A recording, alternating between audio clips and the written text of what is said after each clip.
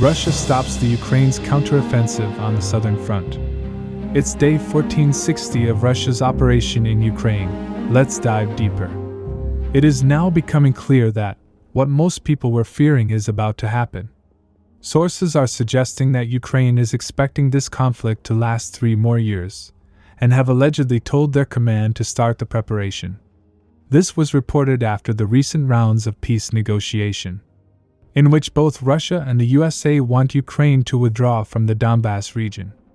However, as President Zelensky has made it clear that they are not willing to do so, and on the contrary said that they are liberating areas that were captured by Russian forces. He claimed their forces have recaptured around 300 square kilometers, and by saying this suggested that they still have strength to push the Russians back.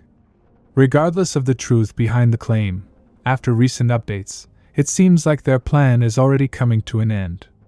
As I have explained to you in my last report, how Ukrainian forces gathered their remaining best brigades near Heliopol and launched a counterattack from 2 major directions. They were in fact using mechanized units to perform these attacks, with the goal of quick penetration, taking advantage of gaps in Russian defenses, and communication chaos caused by Starlink terminals.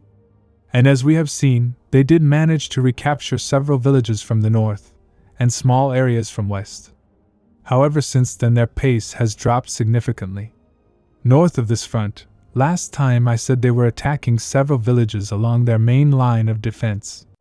It seems like Russian forces were successfully able to stop the Ukrainian counteroffensive, as no further advance was reported.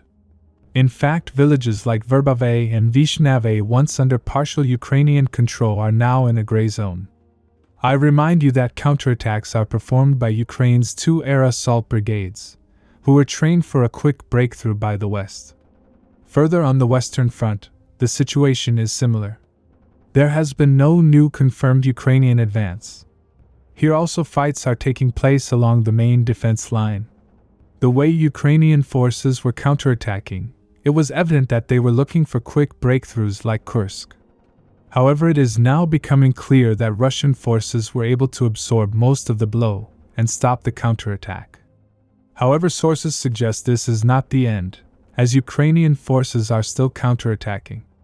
And Ukraine's situation on the other fronts along the entire southern front is also not different. After the initial success, they have not been able to carry the momentum forward. Now many people are asking whether Ukraine will change their strategy, if they think the conflict will last 3 more years, and also what about the election.